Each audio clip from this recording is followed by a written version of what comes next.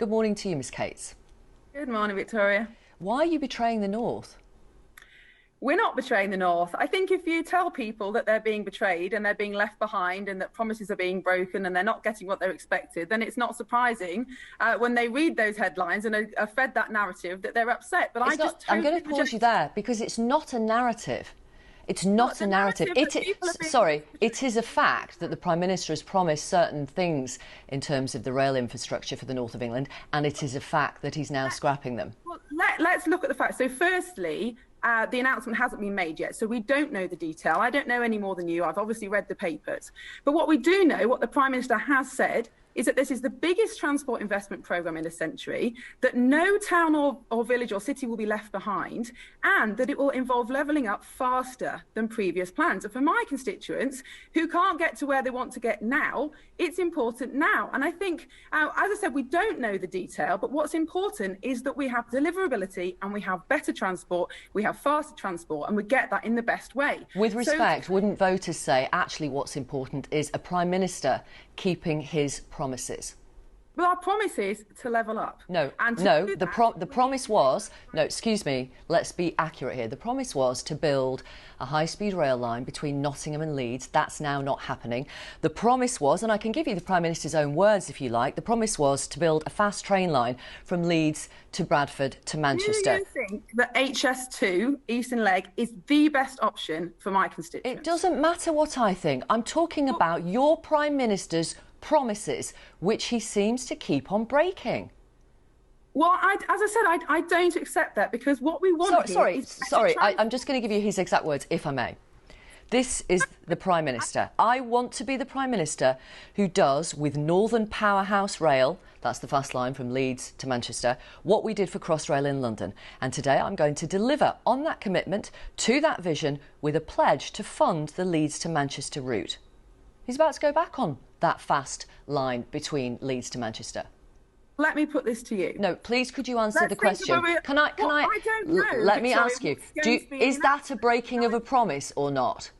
I don't know what's going to be in the announcement, so no, how can I say that? But let me put this to you.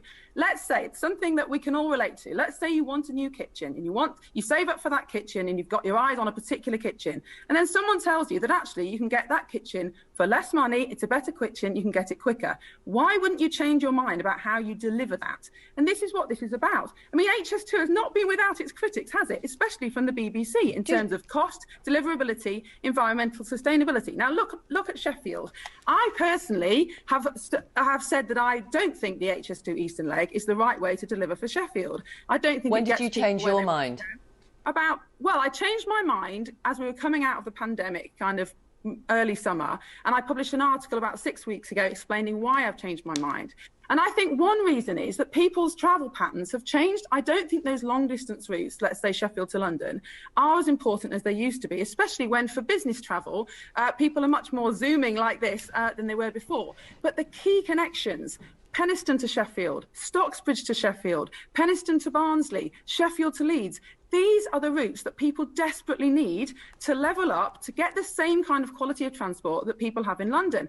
And I'm afraid waiting until 2040 just isn't good enough. So I do want to see plans changed to recognise the fact that people's lives potentially have changed and to get a better result for my constituents. But your voters, your constituents, the people who voted for you in 2019 and you won that seat from the Labour Party, your voters might now be finding it increasingly difficult to trust a word that comes out of the Prime Minister's mouth. Plan that has already been announced and was announced in the budget, we are going to hopefully see, depending on the business case, the reopening of a passenger line between Sheffield and Stocksbridge that's been closed for over 40 years. That will mean a change in journey time from 40 minutes to travel to jobs and opportunities to 11. That, to me, is levelling up. I've put in a levelling up fund bid to transform the Penistone line so that people can get between Penistone and Sheffield, Penistone and Huddersfield in half the time, twice the frequency. That's levelling up. That's what my constituents want. Yes, occasionally we go to London, but quite frankly, we've got a really good line at the moment that needs some improvements, but it goes where we want it to go. Okay, can I ask you to focus on... As I said, I'm against... doesn't go to the same towns that we want to go. So may I ask you to focus on the broader issue of trust? Please may I finish the sentence? Your voters might be finding it increasingly difficult to trust a word that comes out of the Prime Minister's mouth. Every time he breaks another promise, the words that tumble from his mouth become more and more meaningless. Do you accept that? No, I don't, because I don't accept the premise. You're telling us that the Prime Minister today is going to break a lot of promises. We don't have that announcement yet. Well, he's written in the Yorkshire Post, which we've all read. I haven't read the article in the Yorkshire Post today. Well, he's indicating that the high-speed line between Nottingham and Leeds will be scrapped. But as I've already said, if we find a better, cheaper, more deliverable way to get a better result for our constituents, isn't that the right way to go?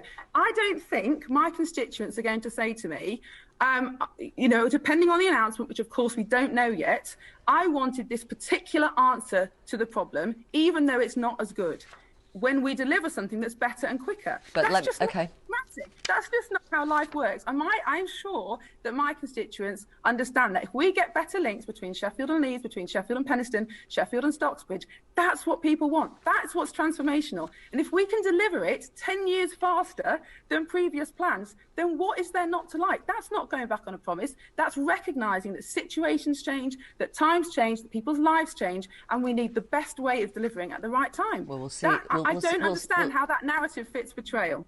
We'll see if it comes on stream